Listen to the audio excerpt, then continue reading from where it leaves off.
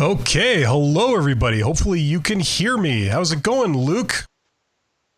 Pretty solid there, Bill. How is your day going so far? Oh, not too bad, not too bad. I think we had a slew of technical difficulties this time again, so I apologize for that. There's a chance that I may have sent everybody to a dead link as usual, so there was a couple of people waiting for the chat to begin, and now this is a completely different chat. So hopefully people will be able to figure that out. I'm not sure. Awesome. Is there a way to post a message in the regular chat, perhaps? Because some people look at the comments. I'm not sure. And there's so many things going on my computer setup with my multiple screens that I wouldn't be able to begin to figure out how to do that live. So let's just continue. I think the chat that we see right under our respective faces that's going live, that is, I believe that's dead now, but let's just carry on. Okay, so welcome everybody to the people that hopefully can see us. This is Networking for Introverts. This is our first live stream on this topic. With me today is Luc Bohunicky from the First Customers Club. And I'm, of course, Bill, the company's expert, welcoming you to this. So let's dive in. This is a bit of a new topic for us. We haven't covered this type of topic, and I imagine this is going to be geared towards people who are looking to get a job, and that is the incentive for wanting to network. It's also a business tool where people can use it to get customers, to sort of promote a brand or anything like that. And as I understand it, you have quite a lot of experience in this area. Yeah, I would definitely say that, Bill. I would say that I'm the person that is generally responsible in a business for figuring out what the customer wants. I'm generally responsible for figuring out what investors want, what advisors should get involved. Generally, the link between the business and the outside world. So a lot of that is shaking hands and kissing babies. And to say that more succinctly, it's networking. And the interesting thing is most people would see me and they'd see me doing all this new business development working in the world of startups and entrepreneurship, and they would think I am an extrovert. The reality is that I'm an introvert that's able to put on extrovert shoes from time to time. So I'm even more excited to have this conversation with you, hopefully give the listeners some tips and tricks, regardless of where they are on that spectrum, because it is a spectrum. We all have tendencies, and trying to use who we are to figure out what we need to learn. Probably the coolest thing I learned before this chat was the actual definition of networking is really to interact with others, but more specifically, it's to exchange information, and that's something every business needs. Yes, definitely. And you're absolutely correct. This is networking for introverts. So people who are introverts will have a bit more challenges doing this and also understanding the need for it. So yes, I am an introvert too. I'm just going to adjust my microphone here. I am an introvert too. I originally got an engineering degree and was much more content with math and with working alone than I was with working with other people. I see that this thing keeps zooming in on your face spontaneously, randomly. I guess that's a peculiarity of Skype that I haven't figured out. Anyway, so this is particularly for introverts. So I think probably a great place to start would be to define networking and to talk about why you would want to do this. I think I will start with this and then you can maybe elaborate. So first start, networking is having a almost like in the old days you would have a Rolodex, you would have a contact list, and networking was essentially adding to that list so you know more people. And know is a very loose term. At least you know of them. Some people you may know in depth, and other people they may just be, you may never even have met them in some cases, and that seems to be increasingly the case now. And the reason why you would want to do this is, number one, in terms of hiring, 75% of people that get a job, they get it through networking.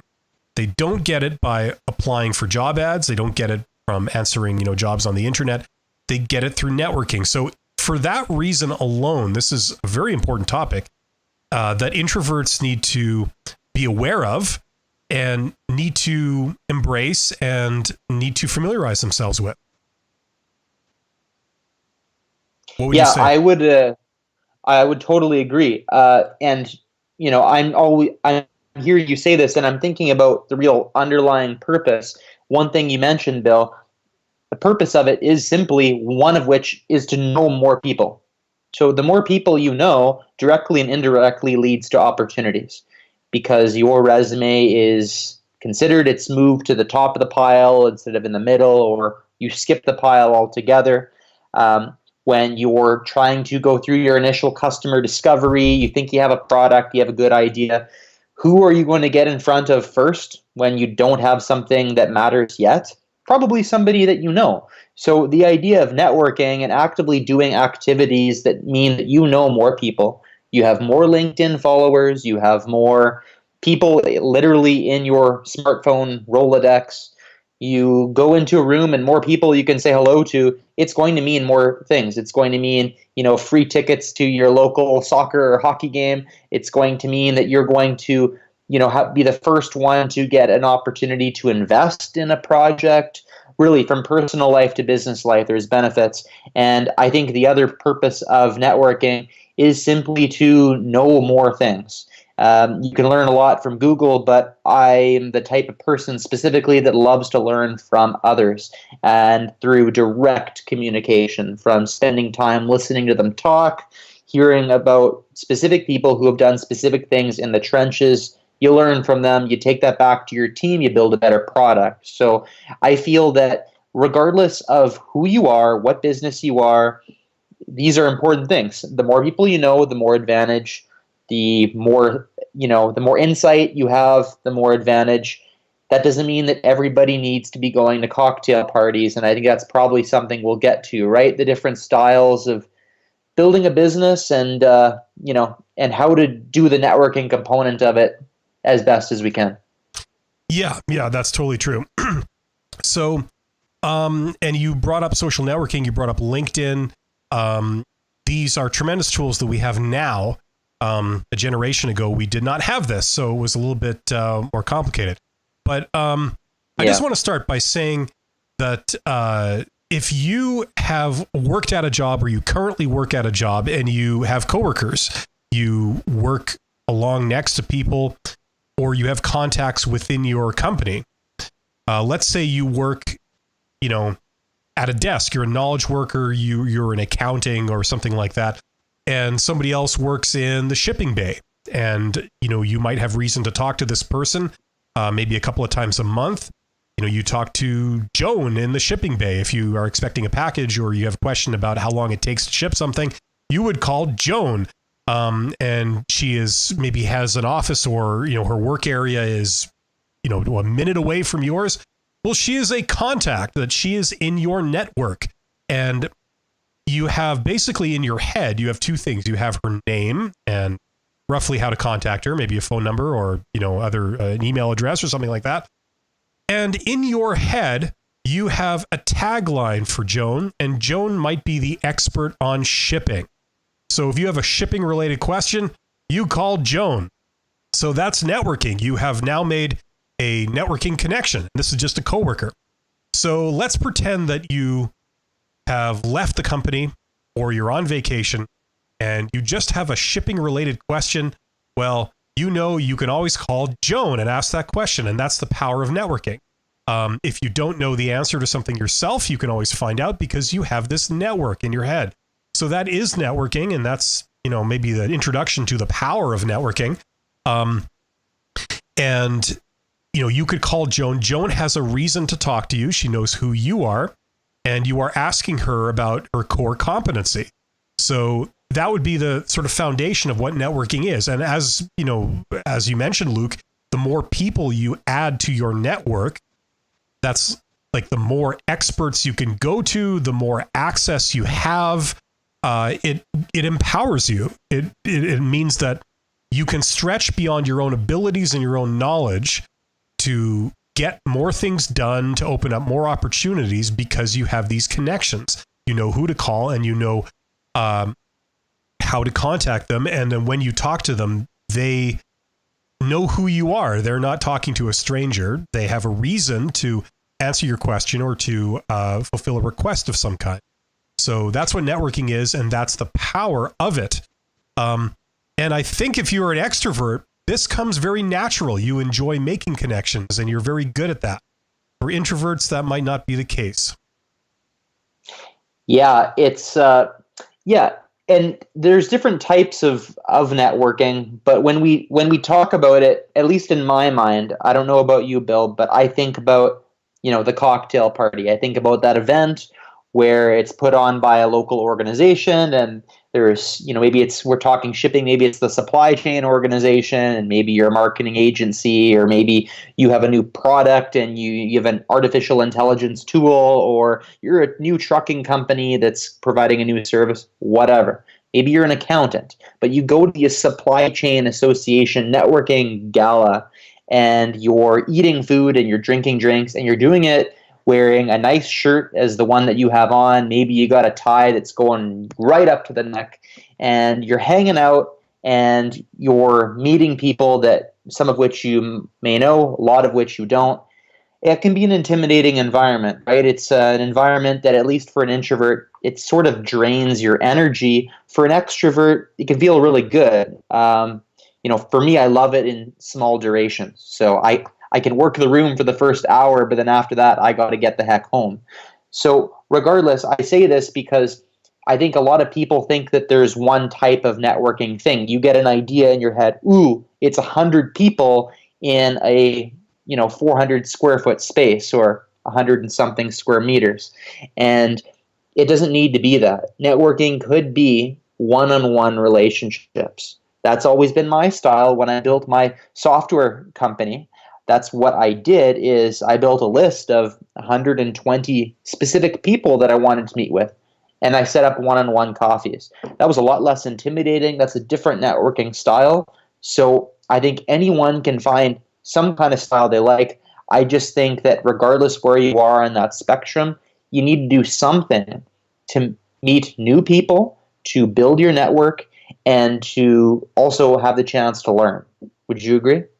Yeah, definitely. I mean, that you're talking about what I always thought was more like the traditional view of networking: 100 people in a room, all talking to each other. The word I used to use to describe that was schmoozing, right? You're all thrown together in a room, so some people would naturally strike up conversations with the people around them, and it would be usually the extroverts, and they would all be talking about whatever, just.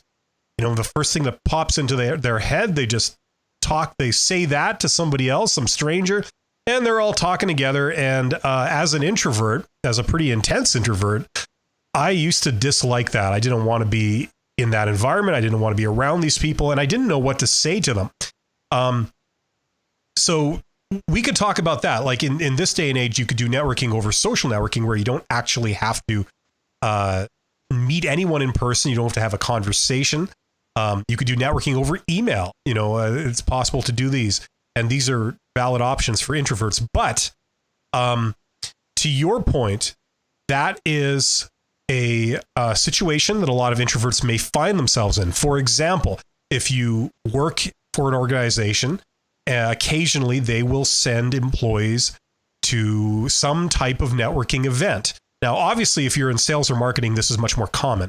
But if you're in operations or you're in R&D, things that traditionally it doesn't attract a lot of extroverts. Occasionally, those people do get sent to events of some kind. You have to meet with customers, you have to meet with partners, you have to meet with regulatory bodies, you have to meet with outside organizations. And you may not know the individuals that you're going to be encountering. And you may be thrown into a room with these people, and you may have to engage in things like small talk and, be able to what I would used to call schmoozing, right? This is a very common occurrence in the business world. And a lot of introverts shy away from it. They don't like that type of activity. they wait for it to be over. They engage as little as they possibly can, and they leave as soon as protocol allows. So that's traditionally the sort of situation of an introvert. Would you agree with that? Yeah, I agree completely. That's how a lot of introverts view it. I understand why they do it. So, and I understand how it can be uncomfortable. I can understand how it can be daunting to be in front of a room of 100 people, let alone 1,000 people, or geez, at some of these crazy trade shows. I was at one in Barcelona, 101,000 people. Wow. Like that's a little overwhelming. And when you do that for multiple days, that's not for a lot of people. I totally get that. I think it's really helpful for people to think about how they can be more comfortable in these situations. It doesn't mean they need to do it all the time. Like, what I love to do, and this is sort of my approach to my networking as someone who considers himself an introvert, is the first thing that I do is I find things in common with the other person that have nothing to do with business. So my girlfriend always makes fun of me because I'm often complimenting somebody's shoes. They're right there in front of you. It's a conversation piece. Like I do it subconsciously. I'm just trying to talk about something that's going on. If somebody's having a slice of pizza and I'm having something different, I might ask, like, how is the pizza? Like, I'm not even going, hi, I'm Luke and I'm from this company. I'm like, how is the pizza? Is it worth it? I'm jamming up here on the wings. I have it all over my face. How is the pizza? Should I go and get a piece? Are you a pineapple on or off the pizza kind of thing? Because I don't think that when you're networking at these events, I think the purpose is not just to talk about business. I think that's a small piece of it. I think you're building a relationship. So the best thing that I would say that I've done that's made me much more comfortable is don't think about going in and doing your business pitch. You should know your pitch down to like, here's what I do in one sentence. But at the same time, just have a conversation, get to know them, have a unique conversation, exchange business cards, talk about something. But I don't think you need to do much more than just to have fun and meet people. And we get so stressed about what we're going to say and how we're going to answer things. It's a human on the other side. And when I just tell myself that, geez, this person has on a really cool pair of blue shoes, we can talk about that for 4 minutes. We can talk about their business for 1 minute, and I can give them a phone call next week when I'm more comfortable at home in my pajamas. Do you feel me there, or what are your thoughts? Yeah, I agree. I mean, you're absolutely right. That's kind of how you do it. You do an icebreaker and you start making small talk, chit chat at the beginning. That usually establishes a rapport. So that's definitely how you do it. It's ironic because I'm thinking back to, 20 years ago when, before I really learned a lot of interpersonal skills, communication skills. And I used to hate that. I used to hate chit chat because, quite frankly, I would not be interested in what a stranger thinks about something. That's how I always viewed that stuff. It's like, someone would approach you and they would start talking to you about some trivia. And the way I took that was very negative. I was like, I don't care about pizza and I don't care. I mean, who cares what shoes I'm wearing? By the way, you would not compliment my shoes. I like Velcro shoes, the Walmart special, Blee box, right? Straight from China. Not in a business con. That's what I wear when I'm not, I'm not working. But no, that's how I'm thinking back. And that's how I used to react to those type of situations. It would be, and perhaps it was born out of a fear of having to make conversation with somebody and not knowing how to do it.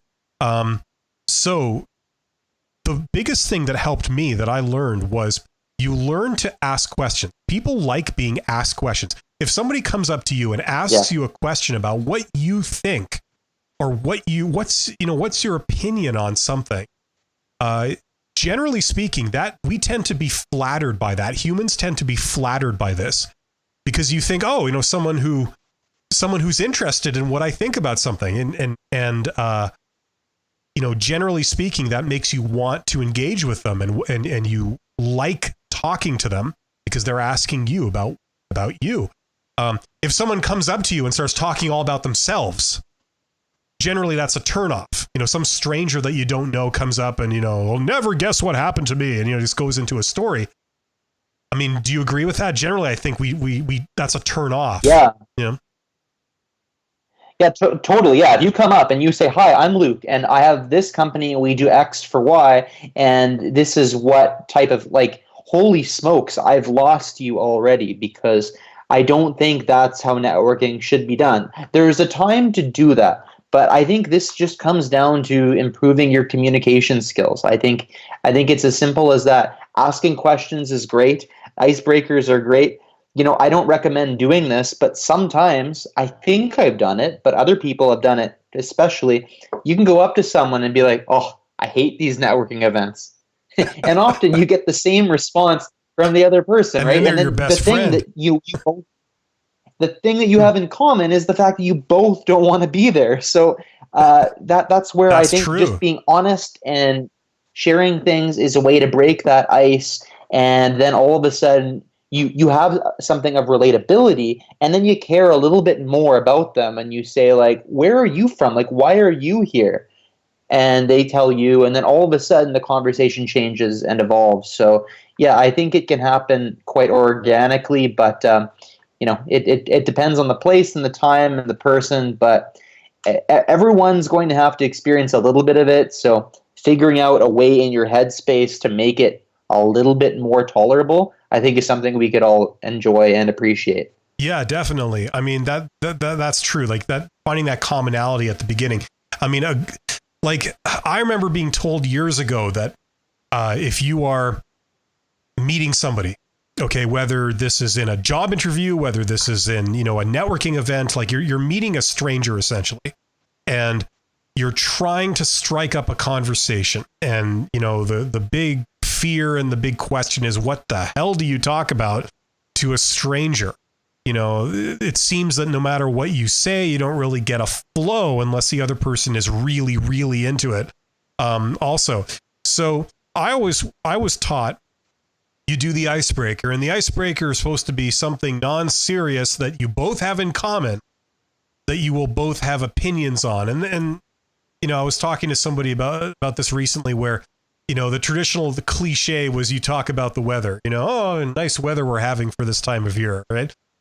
And I mean, yeah, right. It's a cliche. It doesn't really go to, but the original idea was that both people would have an opinion on that because it affected them both, right? If it had been a thunderstorm or something, both people might have found it annoying, or they might have been inconvenienced. So they would have had something to say about it. So that was the original idea, so you talk about something that affects both parties. Like, for example, maybe traffic was terrible. Oh, traffic was horrible. Did you get caught up in that? And then both people would start talking about it, and you'd get a flow, and it would be on a very trivial topic, but it would be the beginnings of a flowing conversation. And then you change it to a more serious topic, right? That was what I was taught. And that still applies, but I guess when you learn more sales techniques and more advanced networking stuff, you would learn much more sophisticated ways of striking up a conversation you were talking about. I do think, though, that we could change the thumbnail of this YouTube live stream, Bill, and this could be advice for dating and speed dating as well, because whether it's in a business context and you're networking, just connecting to another human being, a lot of the same stuff applies. So, yeah. At the end of the day, you're putting yourself out there, you're trying to find commonalities, and I just think that another reason to do it is, this ultimately is good for business, right? That's why we're doing it. And, you want to have these conversations so that you know more people. You want to have these conversations so you can learn. You want to have these conversations also so that you're top of mind. I think that you need to have many touch points with a potential customer, usually before they buy. So if you see them at the networking event, and then they see your post on LinkedIn, and then they hear about some work that you did, and they see an article about your company in the local newspaper, that's 4 touch points. Every one of them is building trust and commonality. So I don't think you should ever go to a networking event thinking, I'm going to get the customer. Even trade shows, a lot of companies go to trade shows, and a lot of them will say that our number one goal is not to get customers here. It's just to engage with customers. It's just to have conversations to warm up the leads so that they get the customer 6 months later. Like a lot of companies, I've said, like what's your goal of being here? They're like, we just want FaceTime in front of our customers.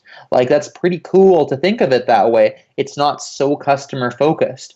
I recently, like literally, I went to Texas, and this was in my ag tech startup, technology agriculture. And when I was there, I literally slept on the slaughterhouse floor of my prospective customer. I slept at their house, in the same place that they're literally cutting up and butchering their chickens. Is a very weird sleeping environment, but like most people wouldn't think, like, I'm going to ask my customer that I'm trying to get a seat. Yeah, unfortunately. No, I got like 95% of what you were saying there. Yeah, you're absolutely right. I mean, there's more than one reason you would talk to a customer. On one hand, you would try to influence them, persuade them to make a sale. On the other hand, you would like to get feedback from them about what they think and, what their perceptions are. So yeah, you're absolutely right. You would have different reasons for doing that. Yeah, I think the biggest thing for me is in interacting with people, if we're still talking about sort of meeting people in person, how to network in person, the biggest thing as an introvert that's helped me is learning to ask questions. If you want to go up to somebody and you want to strike up a conversation, all you have to do really to get it going is ask them a series of questions about them. Why are you here? What company are you with? What do you think about this? Do you figure that that's because of the economy, or do you figure that's because of something else? Like, what do you think about this? And they will just open up like a tap. They will be able to talk your ear off about what they think on something. The catch is that you have to ask them questions about something they care about, they're actually interested in. If you ask them questions about something they have absolutely no interest in, they're not really going to open up and start talking, right? So, I mean, just that principle that has applied to networking situations, it's applied to informational interviews, it's applied to almost any situation where you would have a conversation with somebody and try and get a flow and try to appear likable, which is like, I think the key element. You want them to want to speak to you. So that's the biggest thing I've learned. Just ask them questions about them. Yeah, exactly. And this could apply to that first meeting at the cocktail party. This could apply to the first FaceTime at the trade show booth. This can apply to asking an advisor or a colleague or a competitor out for lunch or coffee. It's often the same, getting that FaceTime and asking questions. I completely agree. I mentioned before, Bill, I think everybody should be comfortable doing some form of networking. Whether you're the CTO and you're extremely introverted and you're 100% heads down building the product, you should still be getting out there. It's still beneficial. You shouldn't be so close to the steering wheel that you can't see beyond it, right? But I wanted to ask you, who should be doing the lion's share of the networking? Who should be asking these questions?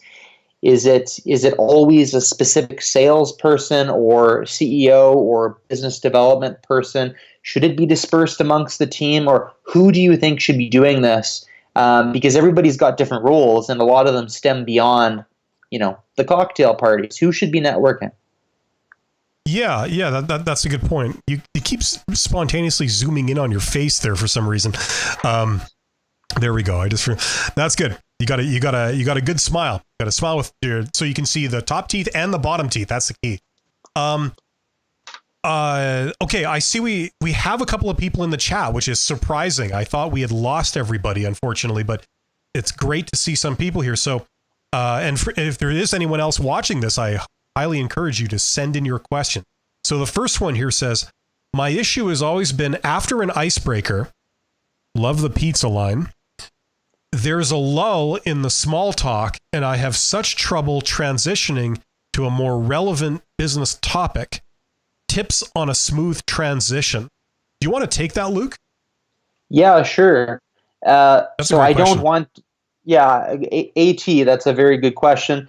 Uh, and I don't want to give you an it depends answer, but of course, it a little bit depends. Um, but I would say that I would always err on the side of if you don't feel it's right to make the transition, don't make the transition. That's my honest feeling. Some conversations I think I've had, I haven't even made the transition. I just got a business card. We had a nice conversation. And after the event, I go to their website and I see what they do. And I'm like, holy smokes, I just talked to that guy for half an hour about pineapple on pizza. And I had no idea that we can use their product within our product and sell something together. So sometimes, just by talking about pineapple on pizza, it's enough of a thing so that you can build a connection so you know each other's face. You send them an email afterwards saying, holy smokes, checked out your website. I want to learn more. You set up your call then. I've always had the most productive moments not at the networking event. So if you don't get there, I wouldn't put the pressure on you to have to transition. But if you do make the transition, it could be something as simple as like, what do you do? Or, I like to phrase it in a way that's not putting so much pressure on somebody like, what do you do? What's your career? What's your job? I usually say like, what do you do when you wake up in the morning? Like keep it really broad so that if they don't, somebody might be in between jobs and they might be really nervous. Like let them answer it saying, they're focusing on their fitness. Then talk about their fitness. I don't think you need to, you're not on a strict agenda. That's just my take on it. You can connect digitally later. It's not like the elevator pitch where once you get to the top, they're gone. Bye-bye. You can exchange information and say, I know we just talked about pineapple on pizza, but I'd love to check out your website, maybe have a follow-up conversation. Would that be cool? That's good enough. What would you think, Bill? Yeah, I don't know if there's like a specific formula I have in my head, other than perhaps if you are talking, you've generated some kind of small talk at the beginning of the encounter, right? So you have starting to have a flowing conversation. You're talking about pizza, right? You're here for a industry event on plumbing, but you've struck up a conversation with somebody about pizza. Okay, so the question, like, how do you get off the topic of pizza and start talking about plumbing, right? So I mean, the only thing I would do is, let's say you've been talking about pizza for about 2 minutes or 5 minutes, and it's starting to get a bit old, right? If you are on a high note and you're kind of agreeing on like, oh man, can you believe that some people have like oatmeal, marshmallow, and salmon pizza, and then the other person laughs, ah ha ha, I know, right? I'm glad I'm not one of those people, ah ha ha, something kind of like this, So yeah, that's true. So anyway, we're here for plumbing. So what brings you here? What company are you with? Something like that. You just sort of, you can make the hard stop as long as, you're getting a good flow to the conversation. There's, I mean, now that I think about this, I recall having that problem myself. How do I get off the small talk and get to the thing that I want to know about this person? Do they have a need for my product? Something like that. And in your head, you kind of think like, well, do I have to sort of somehow make a hybrid conversation that steers us from pizza to plumbing? But I can never do that. So what I would do is I would just do a hard stop and I would start talking about plumbing, but I do it in a very pleasant way when you've gotten a flow going. So, I mean, that's the only thing I can really say to that. I don't really have a formula. I don't know if you want to make any last remarks on that. Yeah, my last remark, Bill, would be that I wouldn't worry so much about a smooth transition. I really wouldn't. Like, what I would probably say, which is my personality, I'd be like, holy smokes, we just spent 2 minutes talking about, toppings on pizza. I would say, like, wouldn't it be crazy if we only talked about pizza today? So, hey, let me know, like, what do you do? What brought you here? I think there could just be a way that you just transition it honestly. So I think the best thing you could do at a networking event is be present in the moment. Don't bring in a very tight script. Don't bring in this is exactly what we want. Be part of that conversation. And if that moment makes you feel like, holy smokes, how did we talk about pineapple on pizza for 120 seconds? Say that. You'll both laugh, then you'll transition. Yeah, that makes sense to me. So that's a good. Now we got another question here. Could you please advise how is better to connect on LinkedIn? If you're connecting with a recruiter, is it clear that you're interested in career opportunities? Is it silly to speak about, I guess that's something else? That's a great question. It seems in this day and age, LinkedIn is turning into this thing that anybody can just connect to anybody and nobody cares. It used to be, they told you you're not supposed to connect with anyone that you don't know. And they really put, controls in place to discourage that. But now it's like they give you all these suggestions, like they want you to connect with strangers as their main line. So that is a great question. Do you want to take a first stab at that there, Luc? Sure, Bill. Yeah, that's a good question, Catherine. And I would say that, that part of that is you want to build some kind of long-term relationship, ideally with these recruiters. And LinkedIn lets you do that. So if you have a LinkedIn account and you have recruiters on your account and you're posting content about things that are interesting to you, this is going to pop up on the news feed for the recruiters. They're going to see your name. Right now, I'm posting every single day, and I'm seeing 3 times as many people viewing my profile now as I did 1 month ago. And every single person that's seeing my profile, I would say 1 in 10 of them are recruiters. And when it's a recruiter, they're getting to know me before we've really had a detailed conversation. So maybe this isn't the way you send that initial request, but after you have them in your network, just by being active and being involved in LinkedIn has that advantage of you're getting to know the recruiter. And then because you're top of mind, when they have something for you, they might send it to you. When they have that new job opens up, they'll remember, because recruiters often say that, they've said to me, like, I'll keep you in mind. How do you keep 250 different people in mind? One good way to do that is keep doing things so you get to the top of the recruiter's mind. LinkedIn is a good way to do that. Post content. This doesn't mean it has to be yours. Write comments on people's content, because when you comment, it still shows up in your connections news feeds. So that's kind of the ongoing how to be top of mind.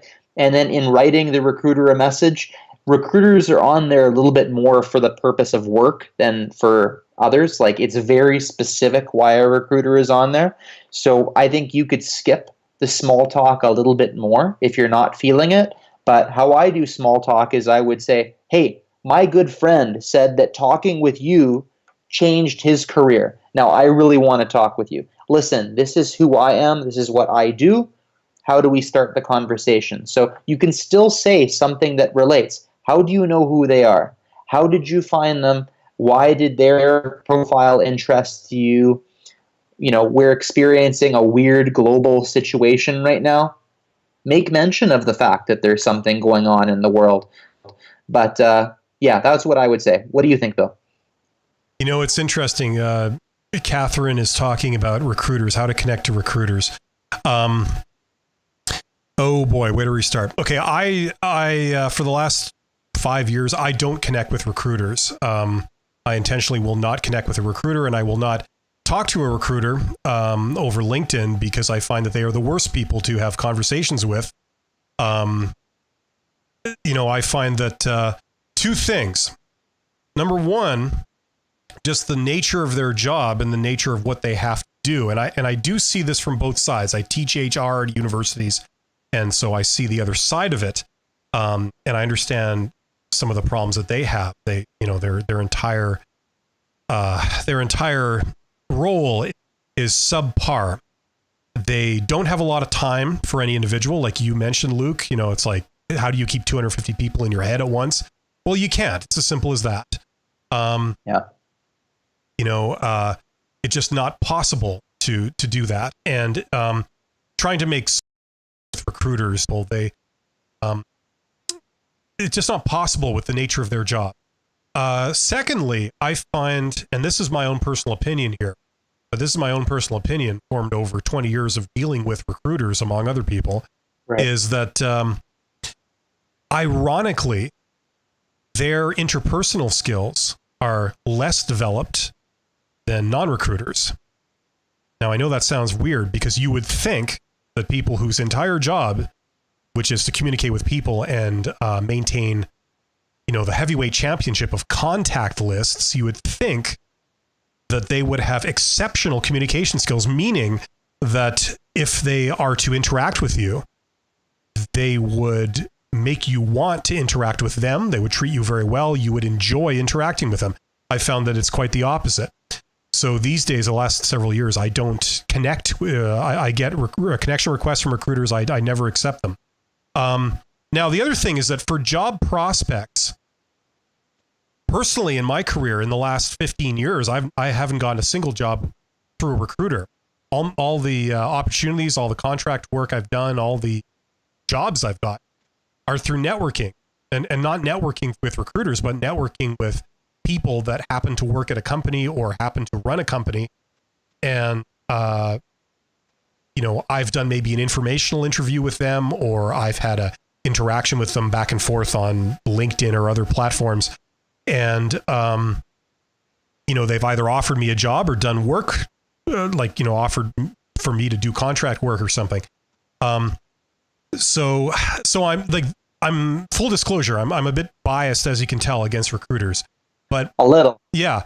But the question, getting back to the actual question, it says, if you're connecting with a recruiter, is it clear that you're interested in career opportunities, or is it silly to speak about something else? Now, if it were me and I had to contact a recruiter because I was interested in a specific job, let's say they were the head of HR for a company and that company has posted a job that I would be interested in applying for.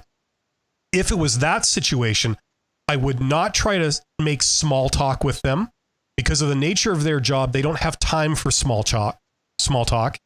I would send them a message. I would say something to the effect of, hello, my name is this, and I noticed that your company has posted the position about this. And before I send this, I would read a little bit about the company if I didn't know anything about it.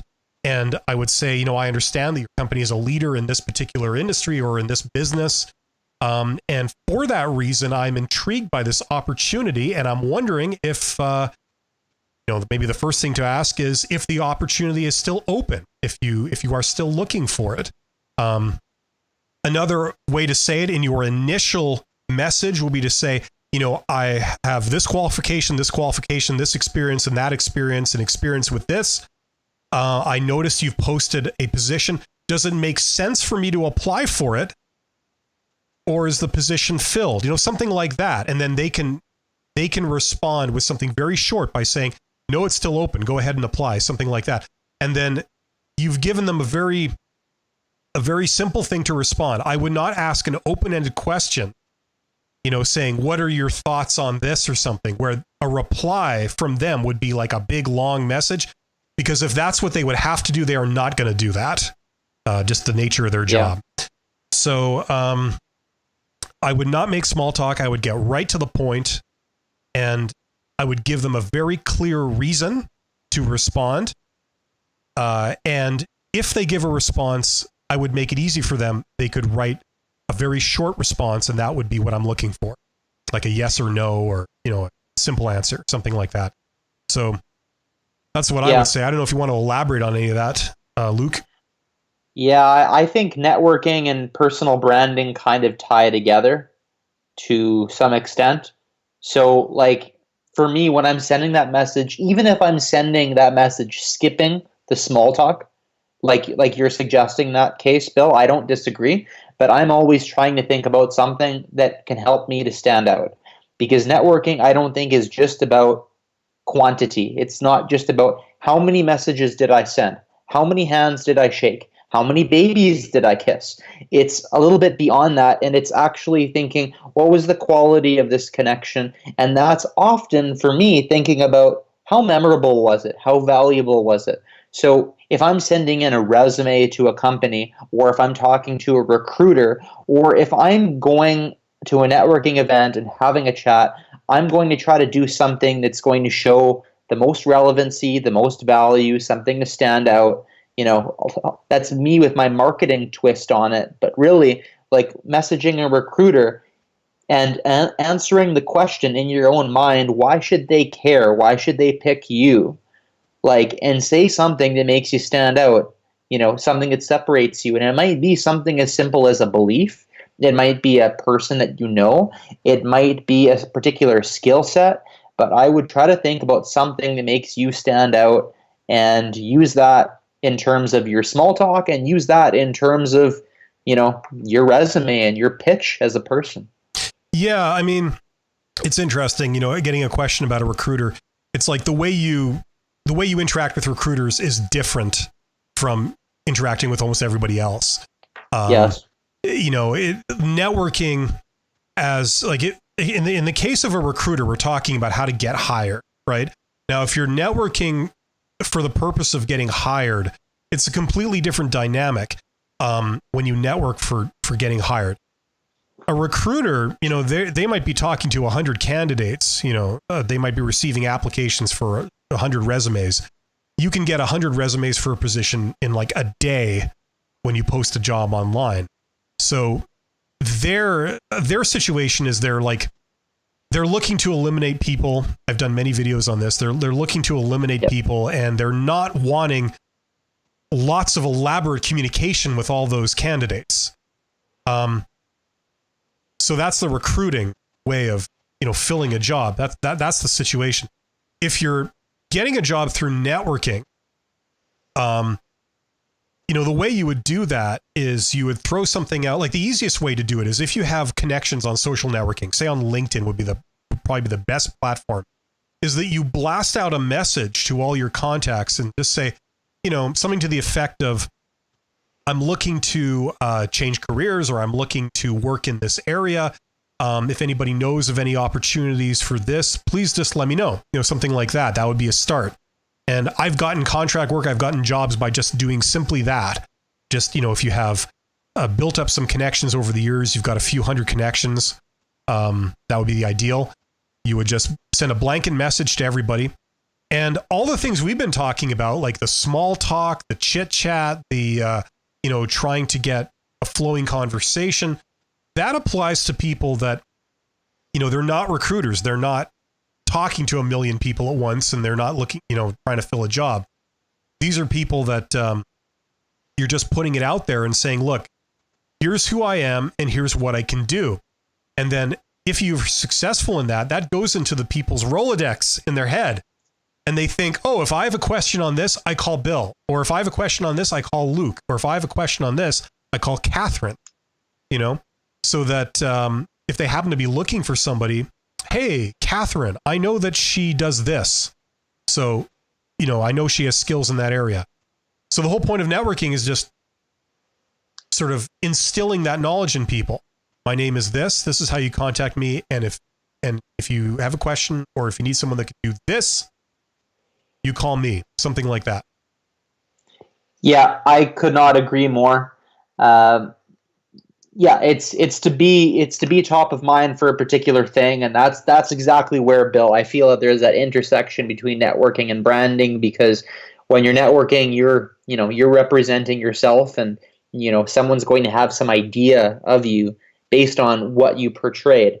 So I totally agree there. I think that when people are trying to figure out where they want to work, what kind of job they want to have, or if starting a new business, thinking about what kind of business they want to start, I think they should be aware of the networking requirements of them within that context. So there are some jobs that are, where more networking is required. There are some companies where more cocktail parties might be required. So I think more people should be conscious of the type of business they're starting, and make sure that the type of thing that they do during the day from 9 to 5, matches the type of work they want to do. I think that's very important. And I also think that you have the option, if you're starting a business or running a business, you can find business partners that you feel can complement you. So that's not saying you need to. You could just have a gap and say, I don't do trade shows. You can find something else. But I think it's a conversation. It's a conversation that should happen in your head. Is this the right type of business for me? in terms of where I am as a person, introvert, extrovert, whatever, and to consider bringing on somebody else who has that skill that can get out and go to these kinds of events. Yeah, that's my thought right now. Yeah, definitely.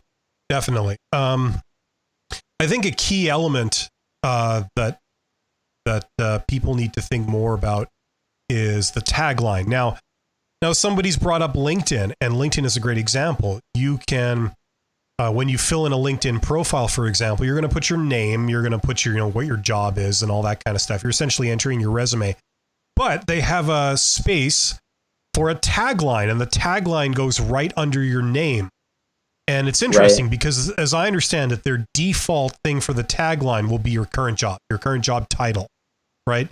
So let's say you work in a company and you're an accountant or whatever you are, they'll put accountant, right? As your tagline, but that's sort of auto-filled. Now, the issue I have with a lot of students, I've got a lot of questions from students when I say, go get on LinkedIn. It'll help your career. If you're looking for a job, it's a great resource. It's not the be all end all, but it's certainly a very useful tool.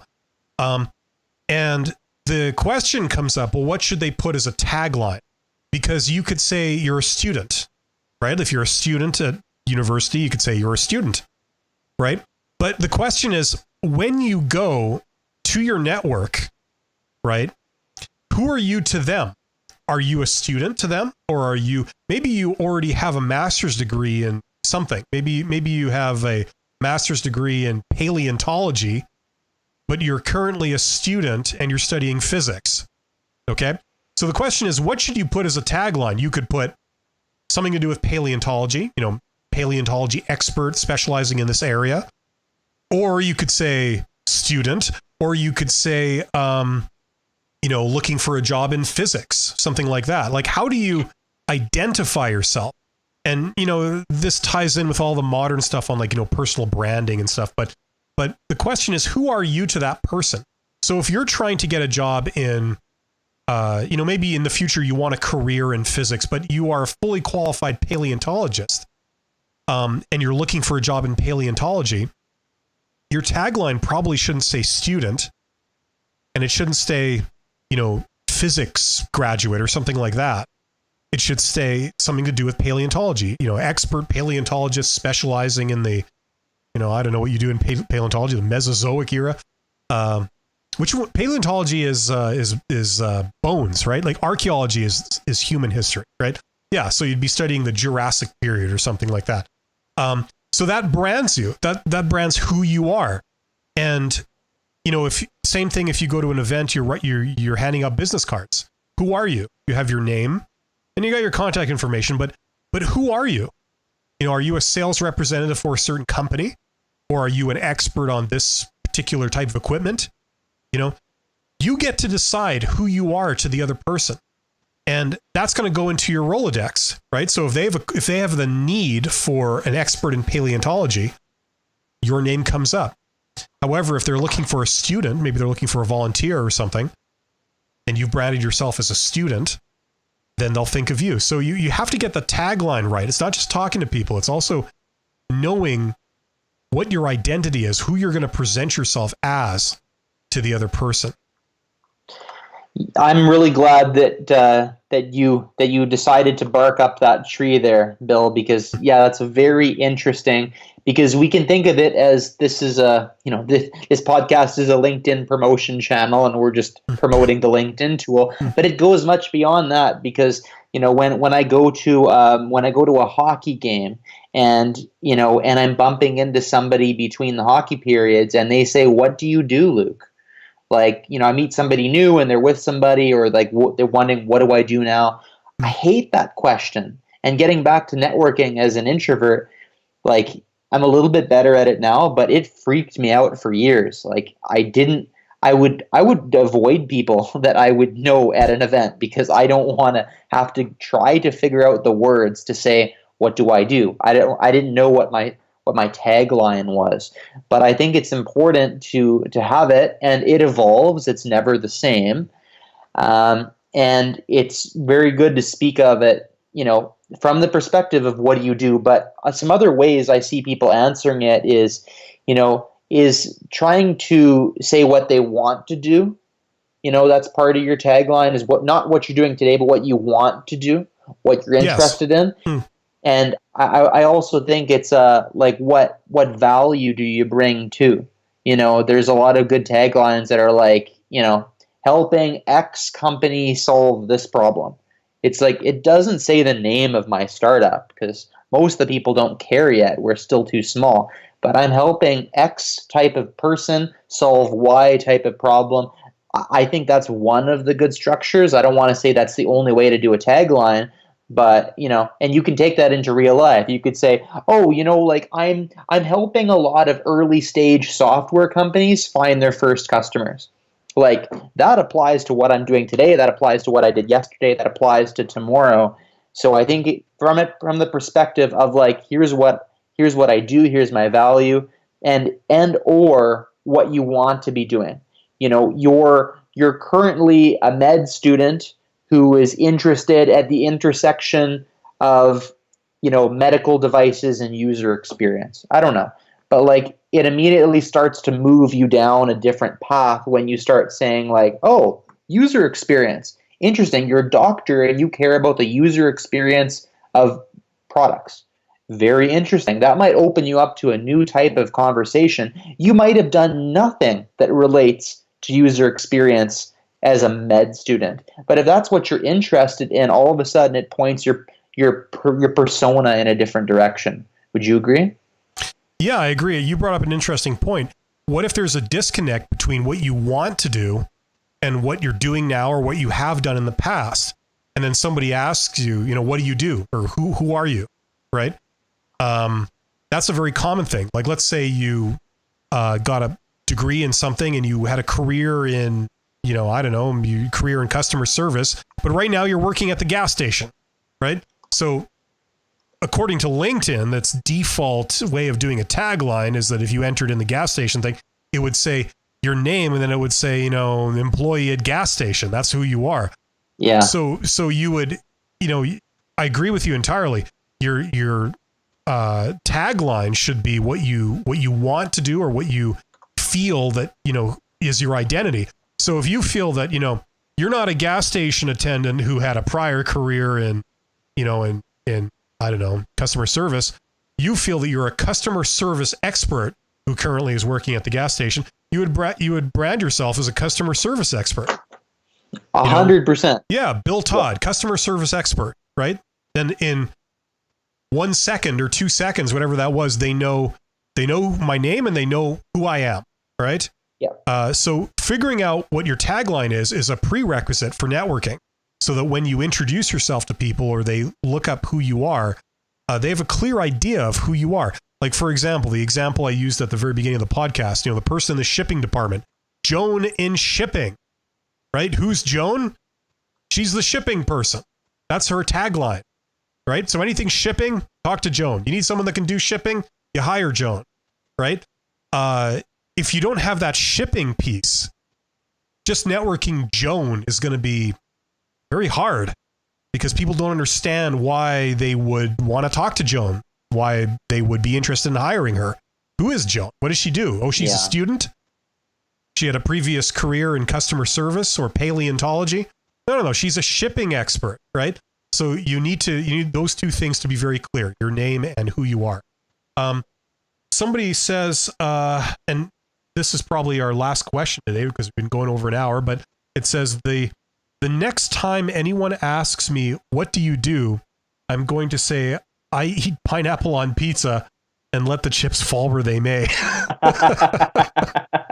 Good answer. Yes. It's actually great. That is phenomenal, AT, because it's going to, it's not like, hey, do you love Donald Trump or do you hate Donald Trump?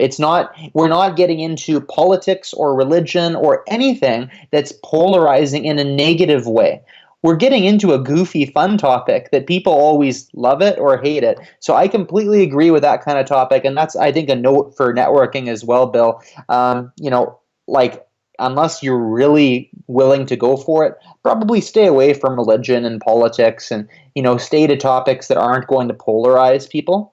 But at the same time, if you're going to polarize people in a fun way, do it with something like pineapple on pizza. That's beautiful. Yeah, there you go. That's a good. That's a good. That's a good final. It's good to end on a lighthearted note there. So that's really good. This is a huge topic. I mean, now that it's an hour has passed, I could see, we've barely scratched the surface on this one. This could go into many different areas, and many different situations that people might be interested in. So, any final thoughts on networking for introverts? Yeah, it might not be a summary thought, but I just wanted to add it to what we said before about that guy who's a student that works at the gas station. And, if you position it in your mind as differently than it really is, if you look at it beyond pumping gas, like you were suggesting there, Bill, like I was imagining taglines for this person, and don't quote me, but this is a customer success manager working in high transaction environments.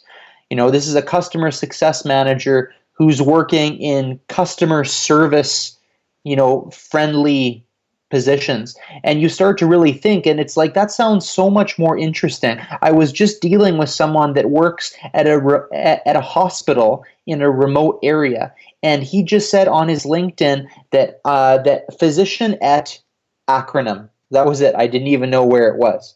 So, putting yourself in the position of my audience, one step better is what hospital are you working at?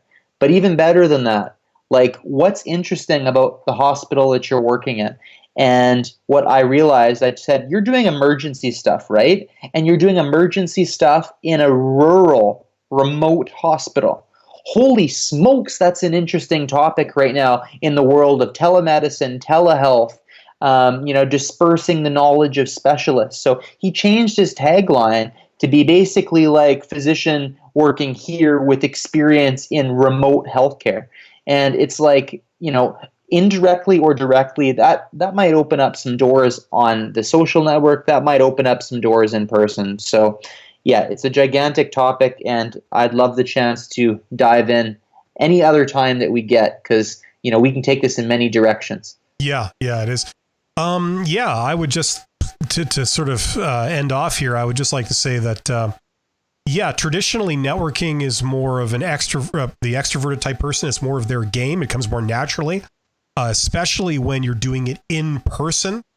And those situations obviously still exist. You're going to have trade shows, you're going to have meetings, you're going to have events. So yes, networking is still kind of has the face-to-face component. However, thanks to the internet, thanks to social networking, it is now possible for introverts to get into networking very, very simply, and in a way that they don't shy away from. If you are comfortable sending emails, if you're comfortable sending messages, direct messages to people on platforms like LinkedIn, it's very easy to get into this. And the only thing you have to work on is just what you're going to say, how you're going to present yourself, and just doing templates for how to make connections and how to ask for things, how to ask for advice, how to ask for an informational interview, how to ask for a referral, things like this. And that's stuff that can be learned very simply, and introverts can do this really well, because most introverts, or a lot of introverts that I've worked with, have really great powers of being able to focus on something. So there's tremendous opportunities there, and something that hopefully we'll be able to get into more of the details in the future. Some of my best conversations are with introverts. So, there is someone that you will have a good conversation with everywhere, every time. It's just a matter of finding them and being yourself, because you can't be somebody else, right, Bill? Yeah, that's true. Being genuine and knowing how you're going to present yourself, knowing how to have a conversation, knowing, how to make people feel comfortable and wanting to talk to you and all that kind of stuff. So definitely, it's a whole universe of stuff to get into, and we will do that. So thanks for everybody that did tune in. Once again, I feel that I sent everyone to a dead link, so unfortunately not many people saw this, but but that's okay. Hopefully after 50 more tries, I should get the technical stuff down, and we'll be able to do these so it works. So thanks very much. And everybody, please check out the First Customers Club. That's Luc's, I believe, your main channel on YouTube. That's your main channel where you do podcasts like this one, live streams. And everyone, check out my main channel, The Company's Expert. And this is my secondary channel, The Company's Expert Live. So thanks for tuning in, everyone. And we'll see you on the next one. Take care. Bye, Thanks, Luc. everybody. Bye, Bill.